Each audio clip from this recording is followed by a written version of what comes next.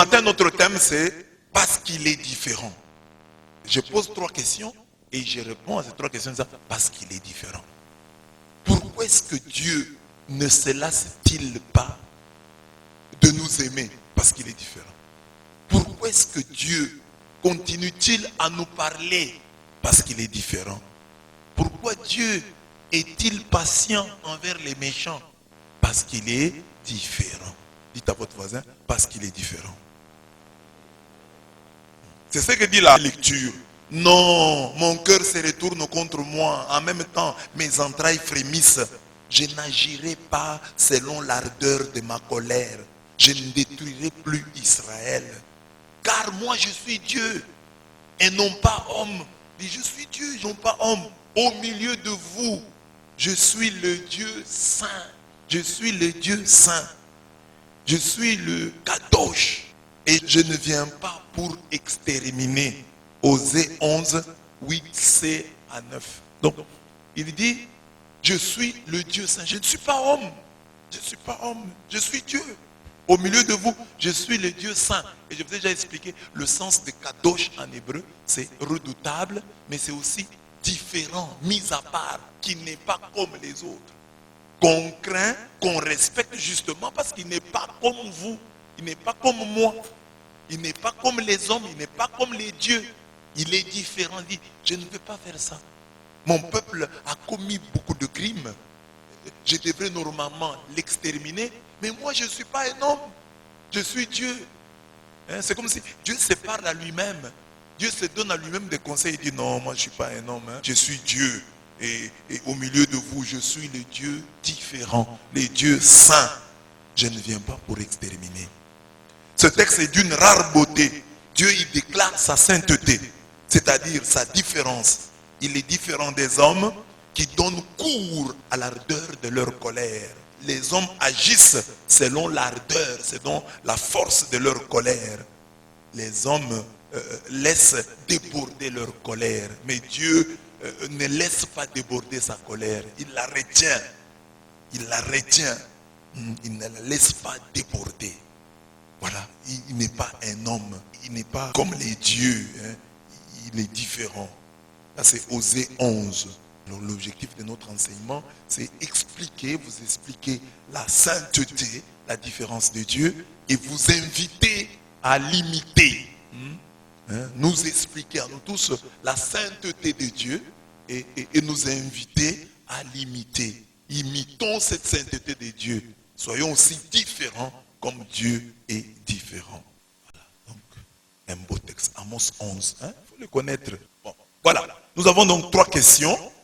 Pourquoi Dieu ne se lasse-t-il pas d'aimer? Parce qu'il est différent, parce qu'il est saint. Dans la première lecture, l'amour de Dieu est décrit de très belle manière.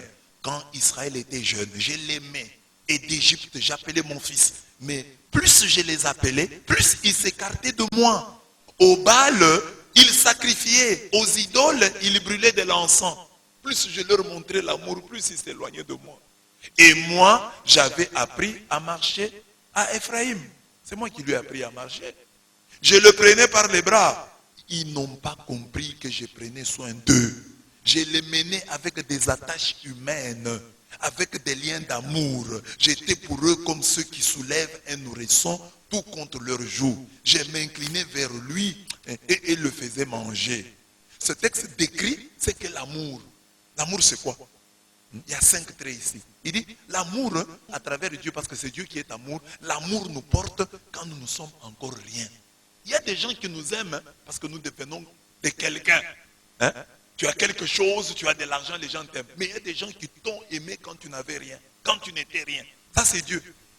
Il dit, quand Israël ne savait pas marcher, moi j'étais là, je le prenais par le bras. Dieu déclare dans la première lecture qu'il aimait Israël quand il était jeune, quand il n'avait rien. Les hommes nous aiment quand nous devenons des produits finis, quand nous devenons des solides. Mais Dieu nous a aimés alors que nous étions des produits bruts, des liquides. Dans nos relations interhumaines, aimons particulièrement ceux qui nous ont aimés lorsque nous n'étions encore rien. Les parents, c'est eux qui nous ont aimés. Quand nous faisions pipi, quand nous faisions caca et quand nous faisions popo, c'est eux qui nous ont aimés. qui nous ont portés. Aujourd'hui, tu as oublié tes parents pour tel et tel qui t'aiment. Mais les parents t'ont aimé quand tu n'étais rien. Quand tu n'avais rien, ils t'ont porté. À 2 ans, tu étais gravement malade. Tu sais comment ils ont souffert pour t'amener à l'hôpital. Tu étais un enfant maladif, une fille maladive. Quelqu'un d'autre t'aurait abandonné. Mais eux n'ont pas désespéré. Ils ont continué à croire. Déjà, non seulement ils t'ont aimé quand tu es venu, ils t'ont désiré. Les parents t'ont désiré. Nous voulons avoir un enfant. Nous voulons avoir une fille. Là, tu n'es pas encore. Tu étais dans leur pensée. Nous voulons maintenant avoir une fille. Nous voulons avoir un garçon. Et ils t'ont aimé comme ça. Que cet amour des parents te donne une idée de l'amour de Dieu. L'amour de Dieu est au-dessus de tout ça. Donc quand nous n'étions pas, parce que Dieu a créé à partir de rien, Dieu nous a aimés parce qu'il est amour de toute éternité. Il faut s'attacher à Dieu. Si nous pouvons nous attacher à nos parents parce qu'ils ont été les premiers à nous aimer, alors attachons-nous à Dieu qui dépasse de très très loin nos parents. Il nous aime, il nous porte, il nous a portés depuis toujours, quand nous n'étions pas encore. L'amour, Dieu qui est amour, nous sort et nous délivre de nos Égyptes. Il dit, d'Égypte, j'ai appelé mon fils. Dieu déclare dans ce texte qu'il a appelé son fils Israël d'Égypte. Il a tiré d'Égypte, de l'esclavage. Le véritable amour est toujours libérateur. Dieu nous aime et peut se prévaloir à juste titre de nous avoir sortis de la pauvreté, de la maladie, de la mort, du péché, du trou. Donc Dieu nous a tirés du néant. D'Égypte, j'ai appelé mon fils. Chacun a son Égypte. Ah, j'étais fumeur, j'étais ivrogne, j'ai mené une vie de désordre. Dieu m'a tiré de là. Je vivais dans le fumier, dans le bourbier. Dieu m'a tiré de là. J'ai vécu dans la misère. Mes parents n'avaient pas d'argent. Mes parents étaient très pauvres. Mais aujourd'hui, je vois ce que je vois. Non, c'est Dieu qui m'a tiré de là. D'Égypte, il a appelé son fils que je suis. Dieu m'a tiré de mon Égypte, de mon pays d'esclavage. Il m'a tiré de là. Ah, tu viens d'une famille pauvre, mais aujourd'hui, tu as une voiture. Aujourd'hui, tu as une maison. Aujourd'hui, tu peux voyager. C'est Dieu. Il t'a tiré de là. Donc, dans nos relations interhumaines, posons-nous la question de savoir la libération, la délivrance que notre amour a apporté à ceux que nous prétendons aimer. Ah, tu aimes quelqu'un, tu l'as délivré de quoi? Parce que Dieu, son amour délivre, sort les gens de l'Égypte. Est-ce que depuis que tu as cette femme, tu l'as changé? Depuis que tu as cet homme, tu l'as changé? Tu l'as sorti de l'Égypte? L'amour doit sortir les autres de leur Égypte. L'Égypte de la laideur. Ah, ma femme n'était pas du tout belle, mais je l'ai rendue plus belle. Mon mari n'était pas du tout beau, je l'ai rendu plus beau. C'est ça l'amour. Ah, il n'était pas meilleur, je l'ai rendu meilleur. Il ne priait pas, maintenant il prie. Il n'était pas respectueux, il l'est devenu maintenant. Grâce à mon amour l'a transformé. Un véritable amour est transformateur et non déformateur. Il ne faut pas que ton mari qui était un homme cool, parce qu'il vit avec toi depuis des années, tu l'as rendu triste, tu l'as rendu méchant, tu l'as rendu compliqué, difficile. Parce que la vie qu'il mène maintenant, c'est une réaction. Il est en train de réagir. L'amour, Dieu est amour, l'amour est toujours victime et jamais bourreau. Parlant des infidélités d'Israël, Dieu dit, plus je les appelais, plus ils s'écartaient de moi. Aux Baal ils sacrifiaient, aux idoles ils brûlaient de l'encens. Donc, il faut que dans toute relation humaine, nous puissions dire, ah non, c'est moi, la victime. J'ai fait de mon mieux pour aimer cette femme, pour aimer cet homme, mais j'ai été payé en monnaie de singe. Là, tu ressembles à Dieu qui est différent. Parce que je vous ai dit que l'objectif de cet enseignement, c'est vous présenter la sainteté de Dieu, la différence de Dieu, et vous inviter à l'imiter, nous inviter à l'imiter. Le Dieu, son amour, est toujours victime et jamais bourreau. Dieu ne nous fait pas des infidélités. C'est nous qui lui faisons des infidélités. C'est nous qui lui sommes infidèles. C'est nous qui lui manquons du respect. C'est nous qui ne l'aimons pas assez. Mais lui, sa part, il la fait toujours. Il la réalise toujours. Dans son amour pour les hommes, c'est Dieu qui est toujours la victime de l'amour. Il n'est jamais le bourreau des cœurs. C'est ce que j'ai dit à mes soeurs. Je rencontre un garçon. il te dit, bon, je t'aime, tu acceptes. Ne le fais pas souffrir. Tu vois une fille, tu lui fais la cour, tu dis, je t'aime. Ne la fais pas souffrir. Ne sois pas le bourreau des cœurs. Quand tu n'aimes pas quelqu'un, dis-lui, je ne t'aime pas. Bon, je ne t'aime pas pour vivre avec toi. Pas accepter quelqu'un et commencer à le faire souffrir. Ne sois jamais le bourreau de cœur. Celui qui fait souffrir les autres. C'est mieux que tu sois victime. Là, tu es dans la position de Dieu. Tu peux aussi dire, plus j'aimais ce garçon, plus il s'écartait de moi. Aux autres filles, il sacrifiait. Aux idoles, il brûlait de l'encens. Oui, ça se comprend. Plus j'aimais ce garçon, plus j'aimais cette fille, plus il s'écartait, plus elle s'écartait de moi. Oui, ça c'est la parole qui doit sortir d'un chrétien. Mais pas que le garçon dise, cette fille-là m'a fait souffrir. J'ai fait ceci. Non. J'ai sué eau et sang. Non. Tu es un chrétien, ressemble à ton Dieu. Ne sois pas le bourreau des cœurs. Ne fais pas souffrir les gens. Comme je vous dis, là, il y a des filles en relation avec quelqu'un. Ce garçon-là l'appelle le soir. La fille ne prend pas. Elle se dit dans son cœur qu'il appelle 10 fois. Je répondrai à la 11e. Pour rien. Il t'a fait quoi? Non, non. Je vais seulement voir. Bourreau de cœur. Faire pleurer quelqu'un, faire souffrir quelqu'un. Tout amour doit être un amour d'amitié. Parce que l'amour fait souvent pleurer, mais c'est l'amitié qui vient consoler. Regardez quand vous êtes dans une relation, même avec un garçon, avec une fille, une relation d'amitié. Vous ne pleurez pas. Dans une relation d'amitié, il n'y a pas de pleurs. C'est dans l'amour qu'il y a les pleurs maintenant. Ah, pourquoi il ne me répond pas? Pourquoi il ne me parle pas? Pourquoi il ne m'appelle pas? Ça, c'est dans l'amour. Mais alors, un véritable amour doit être un amour d'amitié. Un amour où on reste amis. Où nul ne veut faire souffrir l'autre. Parce que dans l'amour, il y a ça. On veut faire souffrir l'autre. On utilise l'autre comme instrument d'expérimentation. Je vais expérimenter comment il pleure. Je vais un peu voir comment il pleure. Vous voyez que dans l'amour, il y a la haine. Hein? Je veux un peu voir comment il pleure. Est-ce qu'il peut me pleurer?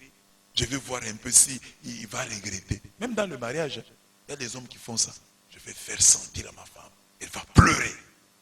Imagine les papas qui vont acheter un produit aphrodisiaque nommé Boma Maman. C'est normal. Le produit là s'appelle Boma Maman. Papa achète. Boma Maman. Ça s'appelle comme ça. Boma Maman. Tue la maman. Dans nos relations interhumaines, ne victimisons jamais ceux qui nous aiment pour aller sacrifier au Baal, pour brûler de l'encens aux idoles. C'est ça. Je le dis souvent. Hein. Vous trouvez une femme mariée qui ne s'occupe pas bien de son mari. Mais elle s'occupe bien des étrangers, des visiteurs qui viennent à la maison. Son propre mari l'a négligé. Des hommes aussi sont comme ça. Négligeant leur propre femme, ils s'occupent des femmes de passage. Eux, envers les prostituées, envers les femmes qui ne sont pas les leurs. Tous les papas ici sont des bons donateurs. Hein. Quand il y a des femmes, d'ailleurs, les papas deviennent très généreux. Ah, maman, vous prenez quoi? Mais à sa propre femme, il demande rarement, tu prends quoi? Amen. Ce soir, que chaque papa demande à sa femme, tu prends quoi? Mais parce que les papas posent cette question-là, il va dans un bar, il voit seulement les filles là qui servent. Elles sont au travail. Tu prends quoi? Mais à ta femme, est-ce que tu as déjà demandé, tu prends quoi? À ta femme, il y a la scole, nous tous on prend la scole. Mais aux autres femmes là, tu prends quoi? Beaufort, papa va chercher. Midi, papa va chercher. Mais à sa femme, on prend ce qu'il y a là. Manger ce que l'on vous, ce que l'on vous sert. Amen. Même les mamans, si j'ai fait par exemple, je dis, chaque jour on choisit une maman qui va préparer pour le curé. Vous voyez, les mamans vont bien préparer. Hein. Parfois, ils ne préparent pas bien pour leur mari. C'est ça. Hein? Donc, celui qui t'aime là, tu le fais souffrir. Celui qui ne t'aime pas là, celui dont tu veux être aimé. Je ne sais pas pourquoi. Hein? C'est comme si on est tous blasés, fatigués des gens qui nous aiment et on veut être aimé par d'autres. Donc, nous victimisons souvent les gens qui nous aiment pour sacrifier au Baal, aux dieux passagers, aux faux dieux. Il y a même des filles dans la vie, ils rencontrent un garçon qui l'aime. La fille là, elle n'aime pas le garçon qui l'aime. Elle aime le garçon qu'elle aime. Or, dans la vie, il est plus prudent d'être aimé que d'aimer. C'est prudent. Si vous rencontrez quelqu'un qui vous aime, accrochez-vous à lui. Non, lui-même, ah non, c'est bon. Je finirai par l'aimer. Mais quelqu'un que vous aimez et que lui ne vous aime pas, vous faites tout pour qu'il puisse vous aimer, il ne vous aime toujours pas, vous faites tout. C'est pas bien. Allez là où vous voyez que ici on m'aime. Ici on m'aime. Si vous trouvez quelqu'un qui vous aime beaucoup, aimez-le. Même si vous ne l'aimez pas, vous finirez par l'aimer. L'appétit vient en mangeant. Mais si vous vous battez pour quelqu'un que vous aimez trop et qui ne vous aime pas, vous serez déçu. Parce qu'il ne vous aime pas. C'est vous qui forcez les choses. Mais si vous rencontrez quelqu'un, je sens qu'il m'aime, accrochez-vous. Comme je vous l'ai dit toujours, l'amour, le vrai amour est très rare. Quand vous rencontrez quelqu'un qui vous aime, accrochez-vous. Ne perdez jamais l'amour que vous rencontrez. Parce qu'il ne faut pas après commencer à regretter. Ah, j'ai raté l'amour de ma vie. Ce garçon-là, si je l'avais accepté, aujourd'hui, je serais marié. Parfois, tu peux voir un garçon là, marié, qui vit très bien avec sa femme. Et il t'avait fait la cour, tu avais refusé. Donc tu regardes sa femme, tu dis, ça serait ma place. Trop tard. Trop tard. Trop tard. L'amour, et Dieu est amour, l'amour est incompris. Et moi, j'avais appris à marcher à Ephraïm. Je les prenais par les bras. Et ils n'ont pas compris que je prenais soin d'eux. Israël a tout reçu de Dieu. Mais il n'a pas compris la valeur, le poids de l'amour de Dieu. Cet amour de Dieu éduque. Cet amour de Dieu instruit. Cet amour de Dieu élève. Voilà l'amour de Dieu. J'avais appris à marcher à Ephraïm. Je les prenais par les bras et ils n'ont pas compris. Donc l'amour est incompris. Tu as fait des choses que l'homme ne comprend pas. Cet amour de Dieu qui éduque, qui élève, qui instruit est souvent incompris ou mal compris. Dans nos relations interhumaines, découvrons la valeur de l'amour des autres. Demandons-nous en quoi notre amour a éduqué, a formé, a instruit, a élevé nos semblables.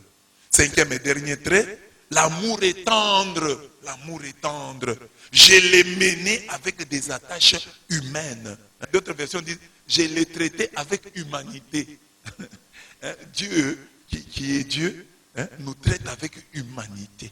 Je l'ai mené avec des attaches humaines, avec des liens d'amour. J'étais pour eux comme ceux qui soulèvent un nourrisson tout contre leur joue.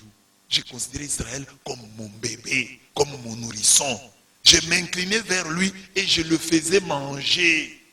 L'amour doit être tendre. Cher papa, découvrez la tendresse qu'il y a dans l'amour. Chère maman, découvrez la tendresse qu'il y a dans l'amour. Sachez dire chérie. Sachez dire je t'aime.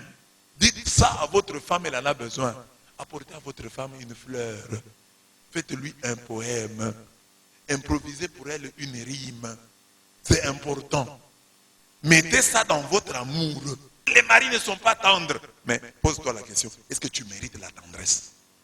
Tu es une femme qui mérite la tendresse? Tu mérites vraiment la tendresse? Qu'un homme soit tendre avec toi, tu n'en profites pas pour le faire marcher?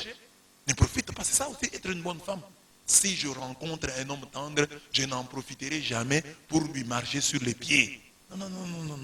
En tout cas, je vais le prendre au sérieux, je vais payer le prix de cette tendresse-là.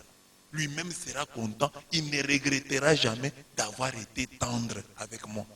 Ne pousse pas un homme à regretter d'avoir été tendre avec toi, de t'avoir appelé chérie, d'avoir composé un poème pour toi, de t'avoir transporté, de t'avoir montré l'amour. Il ne faut pas que l'homme regrette. Les femmes aussi, soyez tendres. Il n'y a pas que les hommes, les femmes aussi, soyez tendres. Encouragez votre mari, dites-lui de bonnes paroles. Ne dites pas à votre mari de méchanceté. Même s'il est en erreur, il y a une manière de parler à l'homme, même quand il est en erreur, de continuer à être tendre envers lui. Mais chérie, ce que tu as fait là, c'est pas bien. Voilà. Ce que tu as fait là, ce que tu as fait là. Le chef de la famille. Les filles, comme vous êtes là, apprenez qu'il y a des choses que vous ne pouvez pas faire contre votre mari. Toute votre vie que... Non, chérie, c'est pas bien. Tendresse. Dieu nous aime tendrement, comme une mère. Dans nos relations interhumaines, revêtons-nous de tendresse maternelle. Voyez, donc on dit, j'ai été pour eux comme ceux qui soulèvent un nourrisson tout contre leur joue. Donc considère ton mari, ta femme, comme ton bébé. Et les mariés, vous vous appelez comme ça bébé. Ça soit vrai. Tout contre ta joue. C'est ton bébé, ton mari là. Avec les caprices, vous voyez, je vois parfois la patience des mamans. L'enfant pleure, crie à la messe. Mais les mamans sont patientes. Prends les bébés. Hein? Et parfois, il ne prend même pas soin de sortir avec. Hein? À l'intérieur de l'église, il fait tout pour que l'enfant se calme. Alors, la même chose. Fais la même chose pour ton mari. Considère-le comme ton bébé. Calme-le quand il est fâché. Calme-le quand il pleure. Papa aussi fait la même chose pour ta femme. Considère-la comme ton bébé. Calme-la quand elle est fâchée, quand elle pleure. Elle dit, bah, tu pleures, tu peux pleurer. C'est quoi ça, ça me fait quoi? Ne plaque pas moi. Pleure. La femme pleure, papa amène même un gobelet. Remplis le gobelet. Je t'ai dit de remplir le gobelet de larmes. Tendresse. Ça, c'est les Africains doivent apprendre ça, la tendresse. Les Africains, mais aussi leurs femmes. Parce que si les hommes africains ont appris la tendresse, est-ce que leurs femmes ont appris à estimer la tendresse à son juste prix? Non. À sa juste valeur? Non. C'est pas évident. Retenons donc que Dieu ne se lasse pas d'aimer, car il est différent des hommes et des dieux. Il est saint, il est mis à part, il est différent. Dieu ne se lasse pas d'aimer parce qu'il est différent. Son amour a les 5 traits là que j'ai rêvés parce qu'il est différent. Il est tendre parce qu'il est différent. Il est incompris, mais il persévère, il nous aime toujours parce qu'il est différent. Il est toujours victime et jamais bourreau. Mais il ne se lasse pas de nous aimer car son amour est différent. Hein? Il nous sort et nous délivre de nos Égyptes. Il nous porte quand nous ne sommes encore rien. Il est différent. Dieu nous aime tendrement. Dieu nous aime tendrement. Son amour à tout et toujours. Amen. Dieu nous aime tendrement. Pourquoi Dieu continue-t-il à nous parler? Parce que dans l'évangile, on montre Dieu qui envoie des messagers. Allez, proclamez que le royaume des cieux est tout proche. Guérissez les malades, ressuscitez les morts. Donc Dieu nous envoie des messagers. Sans cesse. Il ne se fatigue pas. Hier, vous avez écouté la parole de Dieu. Ce matin, vous l'écoutez. Demain, vous l'écouterez. Dieu ne se lasse pas de nous parler.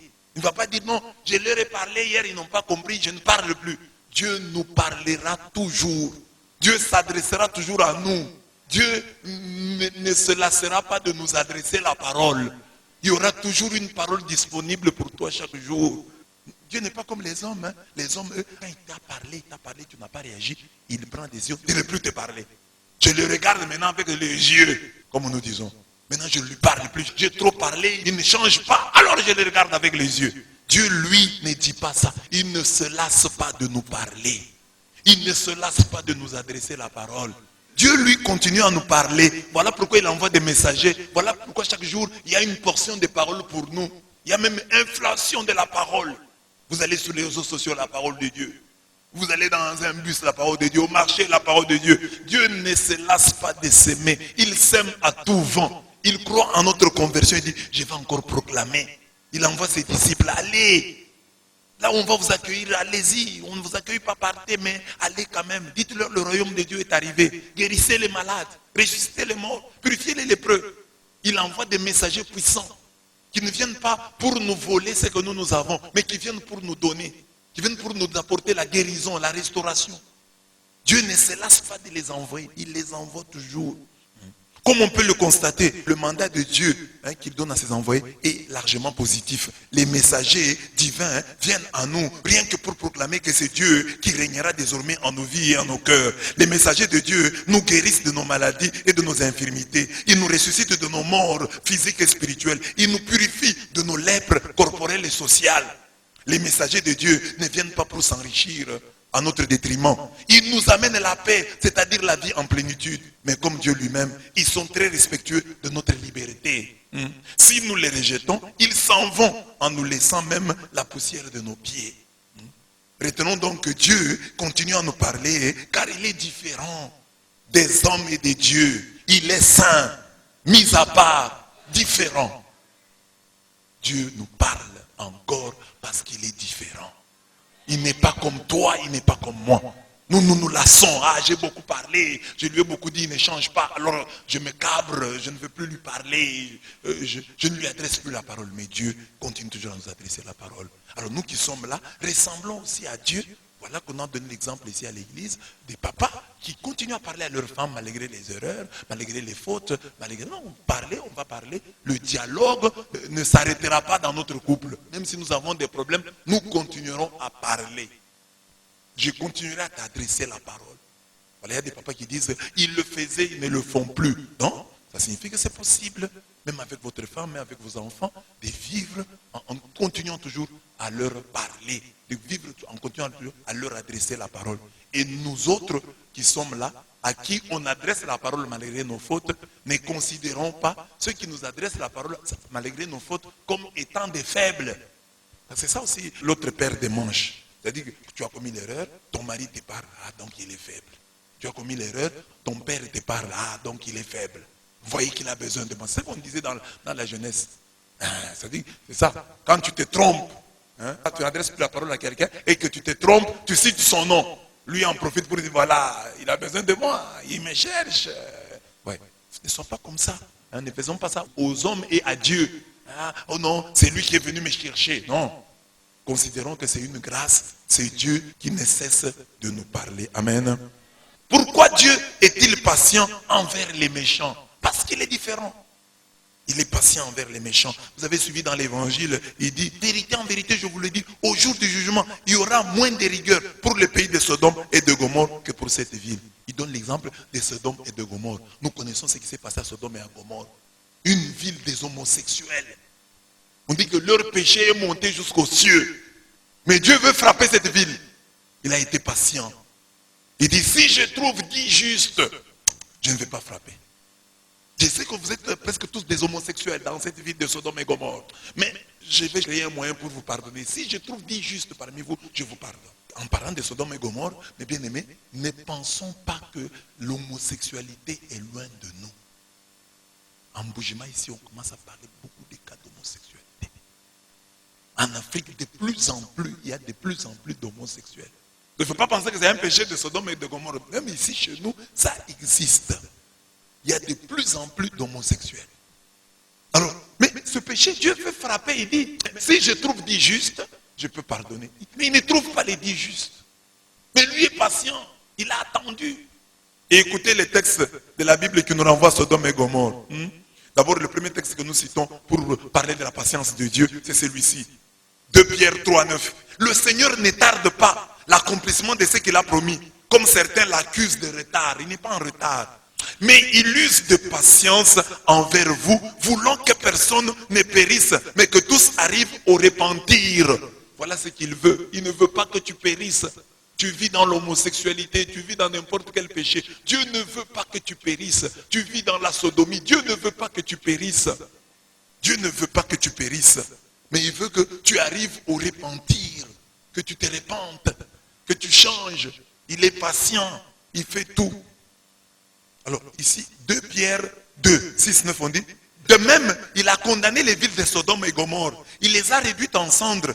Il en a fait un exemple pour les dévoyés à venir. Il en a fait un exemple pour les dévoyés, pour les perdus qui vont venir, pour les pervers du futur. C'est un exemple. Dieu a brûlé Sodome et Gomorrhe, il peut nous brûler. Mais il a sauvé Lot, cet homme droit qui souffrait de voir la conduite et la débauche de ce peuple pervers. Cet homme droit vivait au milieu d'eux et jour après jour, sa conscience droite était choquée de tout ce qu'il voyait et entendait de leurs œuvres mauvaises. Le Seigneur sait donc sauver de l'épreuve ceux qui les servent. Et par contre, il réserve les méchants pour le jour du jugement où il les punira.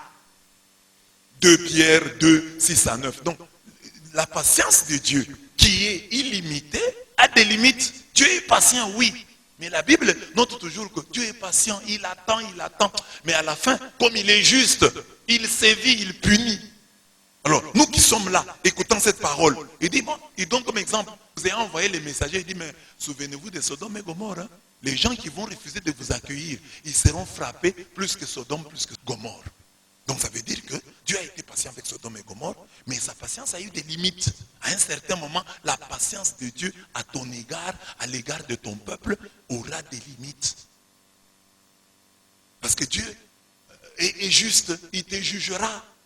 Alors voilà pourquoi Siracide 5, 2, 7 dit, ne laisse pas ton désir et ta force t'entraîner à suivre les passions de ton cœur. Ne dis pas, qui a pouvoir sur moi? Car le Seigneur ne manquera pas de te punir. Hein. Ne dis pas, j'ai péché, que m'est-il arrivé? Car le Seigneur sait attendre. Le Seigneur sait attendre, il est patient. Ne sois pas si assuré du pardon que tu entasses péché sur péché. Ne dis pas, sa miséricorde est grande, il me pardonnera la multitude de mes péchés. Car il y a chez lui pitié et colère, et son courroux s'abat sur les pécheurs. Son courroux, sa colère s'abat sur les pécheurs.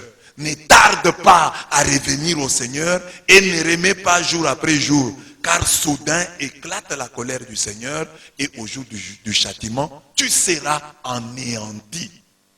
Ah, Dieu m'a pardonné aujourd'hui, il me pardonnera toujours. Non, un jour ça va finir. Sodome et Gomorrhe, finalement, malgré toute la patience de Dieu, cette ville a été brûlée. Alors, quelle est l'interprétation pour nous? Oui, Dieu est patient, mais n'abusons pas de sa patience. Dieu nous aime, mais n'abusons pas de son amour. Dieu nous parle, mais n'abusons pas de sa parole. Parce que qu'est-ce qu'il veut? Il veut que comme lui est différent, que nous soyons aussi différents. Comme lui est saint, que nous soyons aussi saints. Et être saint ici, d'après le texte du jour, c'est se distinguer dans notre génération. Regardez les vieux, les petits de votre âge. A dit, les gens de mon âge sont comme ça. Les gens de ma génération sont comme ça. Comment puis-je me distinguer? Les gens de ma génération à cette heure, ils sont dans des bars, dans des débits de boissons. Moi, je dois être chez moi avec ma femme et mes enfants. Les gens de ma génération, ils dépensent leur argent, ceci et cela. Moi, je vais épargner, je dois construire une maison pour mes enfants. J'ai une maison, une seule maison, que j'en ai deux, que j'en ai trois. Je suis locataire, je dois sauter de cette situation. Voilà mes efforts. Au lieu de dépenser mon argent dans la boisson, dans les plaisirs de ce monde, je vais plutôt construire l'avenir de mes enfants. Que font les gens de ma génération? Je dois me distinguer. Les jeunes de ma génération, ils font quoi? Ils aiment quoi? Moi, je ne vais pas entrer là-bas. Je vois qu'ils aiment ça. Je reste chez moi à la maison. Je suis à l'église, mais je ne vais pas aller. Donc, les gens de ta génération, comment sont-ils? Les gens de ma génération sont égoïstes. Que je sois généreux. Les gens de ma paroisse, distingue-toi parmi les gens de ta paroisse. Les gens de ma paroisse, est-ce que la construction leur dit quelque chose? Non, non, non. Ils ne s'occupent pas tellement de la construction. Moi, je vais m'en occuper tellement. Je vais en faire une préoccupation. Chaque dimanche, voilà l'offrande que je décide de donner à Dieu. Et à Dieu, tu ne le perds pas. Donc, distinguons-nous dans notre génération comme Lot à Gomorrhe, à Sodome et Gomorrhe, comme Daniel à Babylone, comme Antipas à Pergame. La meilleure manière de dire merci aux dieux différents, c'est de l'imiter en étant aussi différent, c'est-à-dire saint. Tu es un peuple saint pour Yahweh ton Dieu. Il t'a choisi pour que tu sois son peuple au milieu de tous les peuples de la terre. Distinguons-nous comme paroisse. Ça c'est extérieur. Mais que ça soit d'abord intérieur. Distinguons-nous vraiment. Luttez. Que chacun de nous prie et lutte pour faire partie du groupe des saints dont dépend le destin du cosmos. Je vous l'ai dit toujours, le destin du cosmos dépend des saints. Dieu peut nous sauver, nous tous ici comme église, pour une seule personne, un saint qui est au milieu de nous. Dieu nous pardonne. Cette toiture pouvait tomber ce matin, mais parce que toi tu es là, tu nous sauves. Comme à Sodome et Gomorrhe, Dieu avait besoin de justes. Dieu a aussi besoin de justes partout. Un accident peut arriver, mais à cause d'un juste qui est à genoux, à cause d'un juste qui priait en ce moment-là, à cause d'un juste, Dieu a empêché cet accident. Alors, le destin du cosmos dépend des saints. Alors, faisons partie de ce groupe des saints dont dépend le destin du cosmos. Et une fois dans ce groupe, luttons pour y demeurer. Que les saints se sanctifient encore, Apocalypse 22, 11. Mais puisque malgré tout, nous sommes des pécheurs, tâchons d'être différents en étant miséricordieux comme Dieu, notre Père Céleste. Donc, comme nous sommes des pécheurs, notre sainteté c'est d'abord où? Dans la miséricorde. Miséricorde. Les jugements est sans miséricorde pour qui n'a pas fait miséricorde. Mais la miséricorde, c'est moque du jugement. Et notre miséricorde, ce n'est pas seulement que nous commettons des erreurs, on vient nous pardonner. Non. Ou les autres, non. La miséricorde, c'est de dire, j'évite d'être trop sévère envers mes frères et sœurs. C'est ça, d'abord la miséricorde. Il ne faut pas attendre, non, on ne me pardonne pas. Donc, miséricorde, c'est quand les autres ont commis des fautes. Non, la miséricorde doit être prévenante. C'est-à-dire, moi, j'évite de parler de l'autre en mal. J'essaye d'être compréhensif envers mes frères et sœurs. Comme je vous le disais hier, principe général, quand on parle de ton frère, défends-le. Quand on te prouve qu'il est en erreur, minimise. Non, il ne peut pas faire ça. Quand on te prouve, il a fait. Bon, c'est un homme. On s'est arrivé aussi, ça fait quoi? C'est ça. Mais si déjà, tu n'as pas cette miséricorde-là, dans le jugement de tes frères et de tes sœurs, tu es le premier à dire, tel, il est comme ça, il est mauvais, il est méchant. Non, il faut que tu sois ouvert, tu dises, non, c'est mon frère, c'est ma sœur. Je le défends. Ah, mais il a des erreurs, on te prouve les erreurs, oui. Bon, c'est un homme, prions pour lui. Je ne vais pas dramatiser pour ça. Amen. Que le Saint se sanctifie encore. Le jugement est sans miséricorde pour qui n'a pas fait miséricorde, mais la miséricorde se moque du jugement. Jacques 2, 13. Retenons donc que Dieu nous donne tout ce temps. Il est patient car il est différent. Il est différent des hommes et des dieux. Il est saint. Il est à part, il est mis à part, il est différent. Nous aussi, comme nous sommes là, soyons différents. Quand vous parlez là, vous jugez des gens, vous parlez des autres, que les gens disent, non, mais vous êtes différents, hein? Vous n'êtes pas comme nous, vous êtes différents. Et c'est ça, mes bien-aimés, la vision de la paroisse. Une paroisse qui fait la différence. Aujourd'hui, dans le monde, on nous connaît. On connaît notre paroisse. Mais tâchons de faire en sorte que quelqu'un qui viendrait ici, sente cette différence. Nous avons déjà des traits, je vous en félicite, mais ne nous arrêtons pas que le Saint se sanctifie encore. Ne nous arrêtons pas à mi-chemin. N'acceptons pas que quelqu'un vienne nous tirer vers le bas. Nous avons déjà fait un saut qualitatif. Maintenons-nous dans notre saut-là. Faisons la différence. Comme paroisse et comme individu. Chaque jour, quand tu te réveilles, tu dis, aujourd'hui, comment comme paroissien, je vais faire la différence ici à Chikama, ici à l'UOM, ici à l'université, ici au marché. Comment vais-je faire la différence? Parce que mon Dieu est différent. Faites la différence. Les gens vous connaissent. Et à cause de vos erreurs à vous, vous pouvez discréditer toute l'église. Si un papa de cette église a une aventure avec une fille à l'extérieur, la fille là ne prie pas avec nous. C'est elle qui va faire la contre-publicité de la paroisse. Chaque fois que tu pars quelque part, sache que tu représentes la paroisse. Que Dieu vous bénisse.